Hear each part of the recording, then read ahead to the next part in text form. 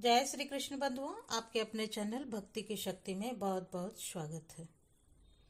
सनातन धर्म में पूर्णिमा तिथि बहुत महत्वपूर्ण मानी जाती है। पूर्णिमा तिथि के स्वामी होते हैं चंद्र देवता, क्योंकि पूर्णिमा तिथि के दिन चंद्रमा 16 कलाओं से युक्त होते हैं, तो इसकी आराधना करने से समस्त प्रकार की कामनाएं पूर्ण होती है। चाहे फिर सुख समृद्धि की कामना हो, धन प्राप्ति की हो, या फिर दाम्पत्य जीवन की सुख में बनाना चाहते हो और मानसिक शांति चाहते हैं, सुकून चाहते हैं, जीवन में खुशियां चाहते हैं, दुखों से मुक्ति पाना चाहते हैं, तो पूर्णिमा की तिथि पर चंद्रमा की आराधना जरूर करनी चाहिए। और शास्त्रों के अनुसार लक्ष्मी नारायण की आराधना अगर करते हैं पूर्णिमा तिथि पर, तो इससे समस्त प्रकार की मानसिक पाप कर्मों से मुक्त मिल जाती है और समस्त प्रकार की कामनाएं पूर्ण होती है। तो पूर्णिमा तिथि वैसे तो प्रत्येक महीने की बहुत महत्वपूर्ण होती है, लेकिन माघ माह की पूर्णिमा बहुत महत्वपूर्ण होती है। कहा जाता है माघ मास की पूर्णिमा पर सभी देवी देवता प्रयागराज में संगम में स्नान करते हैं और पृथ्वी लोक पर विचरण करते हैं, और इसलिए बहुत सारे भक्त हैं जो कि प्रयाग में माघ मास की पूर्णिमा पर स्नान करते हैं, लेकिन सबके लिए संभव नहीं है। तो ऐसे में घर में ही भी गंगा जल मिश्रित जल से स्नान करने से गंगा स्नान का लाभ हमें प्राप्त होता है। माघ मास की पूर्णिमा पर स्नान करना, दान करना, पितरों के लिए तर्पण करना और श्री लक्ष्मी नारायण की आराधना करना यह जरूरी कार्य है। माघ मास की पूर्णिमा पर चंद्र देवता को अर्घ देना चाहिए। तो आज की वीडियो में आप जानेंगे कि माघ मास की पूर्णिमा तिथि कब प्रारंभ हो रही है और कब समाप्त हो रही है, और अगर आप पूर्णिमा पर व्रत करते हैं तो व्रत में हमें क्या धारण करना है, माघी पूर्णिमा पर स्नान करने का, दान करने का शुभ मुहूर्त क्या है, माघी पूर्णिमा पर किस चीज़ों का दान करना चाहिए, माता लक्ष्मी की आराधना किस प्रकार से करें जिससे कि स्थिर लक्ष्मी का वास हो और हमारे घर में, और दाम्पत्य जीवन की सुखमय बनाने के लिए, मनचाहा जीवन साथी पाने के लिए आज हमें क्या करना चाहिए, ये संपूर्ण जानकारी आपको आज की वीडियो में शेयर करूंगी। तो ये वीडियो बहुत ही महत्वपूर्ण है, तो आज की वीडियो पूरा जरूर देखिएगा और अच्छी लगे तो लाइक कीजिएगा, शेयर करना तो बिल्कुल भी नहीं भूलिएगा।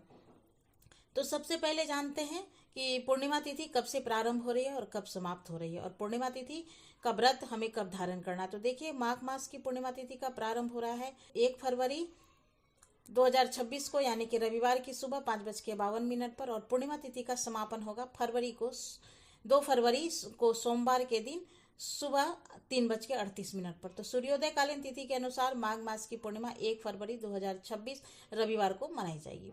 तो पूर्णिमा की तिथि का व्रत धारण करते हैं या फिर स्नान दान करते हैं, यह सभी कार्य 1 फरवरी 2026 रविवार को ही किए जाएंगे।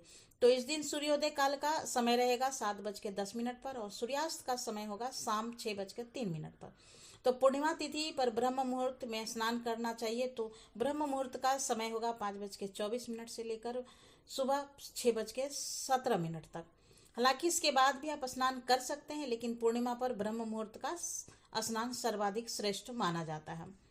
और शाम को 5:59 से शाम को 7:28 तक समय रहेगा अमृत काल का, और इस समय में हम कोई भी कार्य करते हैं, पूजा पाठ करते हैं, तो इसका फल हमें जन्म जन्मांतर तक प्राप्त होता है। और दोपहर 12:18 से 1 बजे तक यह समय अभिजीत मुहूर्त का है। तो कोई भी शुभ कार्य अभिजीत मुहूर्त में आप कर सकते हैं। एक बहुत ही शुभ और दुर्लभ संयोग आपको प्राप्त हो रहा है रवि पुष्य युग का। पूर्णिमा तिथि के दिन सुबह 7:10 से रात्रि 11:57 तक पुष्य नक्षत्र रहेगा। रविवार के दिन जब पुष्य नक्षत्र आता है तो इसे कहा जाता है कि रवि पुष्य योग का दुर्लभ संयोग। इस समय में आप कोई भी शुभ कार्य प्रारंभ कर सकते हैं, जैसे कि कोई नया कार्य प्रारंभ कर सकते हैं, या फिर कोई खरीदारी करना चाहते हैं तो वो भी कर सकते हैं। आप अगर कोई नया रत्न धारण करना चाहते हैं तो वो भी आप धारण कर सकते हैं। कोई पूर्णिमा तिथि पर पूरा ही दिन शुभ है, तो आप कोई भी शुभ कार्य पूरे दिन में कभी भी कर सकते हैं। जैसे कि पूर्णिमा का दान करना है या फिर माघ मास के व्रत का उद्यापन करना है तो इसी दिन करना है। मतलब 1 फरवरी 2026 को ही माघ मास के स्नान का व्रत का नियम का उद्यापन करना है। तो माघ मास की पूर्णिमा तिथि पर प्रातः काल जल्दी उठ जाइए और उठकर नित्य कर्मों से निवृत्त हो जाइए, स्नान कर लीजिए। स्नान के जल में थोड़ा सा गंगा जल और थोड़े से तिल डालकर आप स्नान कर लीजिए। इसके बाद आप शुद्ध वस्त्र धारण करके भगवान सूर्यदेव को जल दीजिए और अपने घर के मंदिर में विधि विधान से श्री लक्ष्मी नारायण की आराधना कीजिए। महिलाओं को ध्यान रखना है, आज के दिन बाल नहीं धोना है, ठीक है।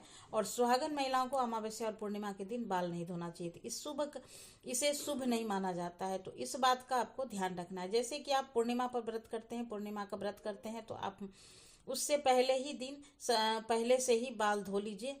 अब जैसे कि इस बार रविवार को पूर्णिमा है तो शनिवार उससे पहले पड़ रहा है, तो आप शनिवार को बाल नहीं धोते हैं, तो ऐसे में आपको शुक्रवार के दिन ही आप बाल धो सकते हैं।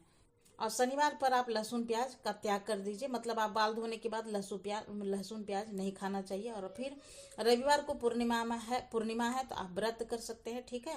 तो इस बात का आपको ध्यान रखना है, शुद्धता और सात्विकता का ध्यान साथ साथ में रखना है, उसका हमें बहुत फल प्राप्त होता है। पूर्णिमा तिथि पर सत्यनारायण भगवान की कथा की जाती है, तो सत्यनारायण भगवान की कथा आप कभी भी कर सकते हैं दिन में। जैसे मैंने आपको बताया है कि इसे शुभ मुहूर्त है, तो मतलब पूरे दिन रवि पुष्य योग रहेगा, तो सर्वार्थ सिद्धि योग रहेगा। तो ऐसे में सत्यनारायण भगवान की कथा आप चाहे तो सुबह भी कर सकते हैं, चाहे तो शाम को भी कर सकते हैं। शाम को चंद्रमा को अर्घ्य देना है और सबके लिए अत्यंत आवश्यक है। मतलब आप व्रत करते हैं या नहीं करते हैं, चंद्रमा की पूजा सभी को करना चाहिए, इससे सभी की परेशानियों से मुक्ति मिलती है और दाम्पत्य जीवन सुखमय होता है। तो संतान प्राप्ति की कामना है तो संतान प्राप्ति की कामना पूर्ण होती है।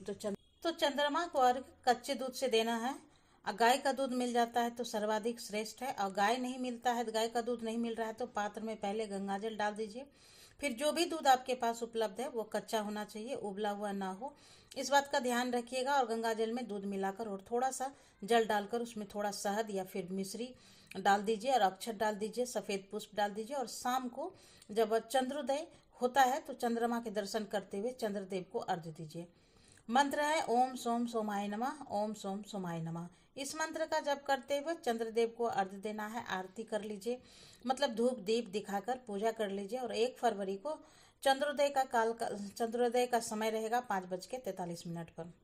और चंद्रोदय काल के समय में हो सकता है थोड़ा बहुत अंतर हो, क्योंकि हर शहर में चंद्रमा के निकलने का समय अलग अलग होता है। तो आपके शहर में जब चंद्रमा उदित हो तो उसके दर्शन करके आप अर्घ्य दे सकते हैं। माघी पूर्णिमा पर किन चीज़ों का दान करें, तो देखिए माघ मास में तिल का दान का बहुत महत्व है, तो आप तिल में से बनी वस्तुओं का दान कर सकते हैं।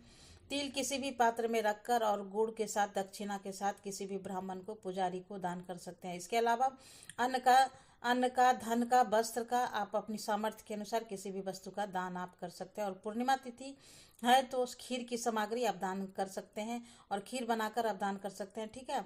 जैसा भी संभव हो, तो माघ की पूर्णिमा बहुत महत्वपूर्ण है। अगर आपने पूरी माघ मास में स्नान नहीं किया है तो सिर्फ माघ पूर्णिमा पर भी स्नान कर लेते हैं, तभी आपको भगवान श्री हरि विष्णु की असीम कृपा प्राप्त होती है। तो 1 फरवरी 2026 को सर्वार्थ सिद्धि योग रवि पुषी योग में माघ मास की पूर्णिमा है, जो कि अत्यंत ही श्रेष्ठ और दुर्लभ संयोग हमें प्राप्त हो रहा है। तो अपनी शक्ति और सामर्थ्य के अनुसार दान कीजिए, पवित्र नदियों में स्नान कीजिए, ब्राह्मणों की सेवा कीजिए, जरूरतमंदों को मदद कीजिए, इससे भगवान श्री हरि विष्णु की असीम कृपा आपको प्राप्त होगी। उम्मीद करती हूँ यह वीडियो आपके लिए उपयोगी साबित हुई है। अगर वीडियो अच्छी लगी है तो लाइक कीजिए और शेयर करना तो बिल्कुल भी नहीं भूलिए। और चैनल को अभी तक आपने सब्सक्राइब नहीं किया तो चैनल को सब्सक्राइब कर ले, बेल आइकन को प्रेस कर ले, ताकि आने वाली वीडियो की नोटिफिकेशन आपको मिलती रहे। तो मिलते हैं एक नई वीडियो में नई जानकारी के साथ, तब तक के लिए नमस्कार। Thanks for watching.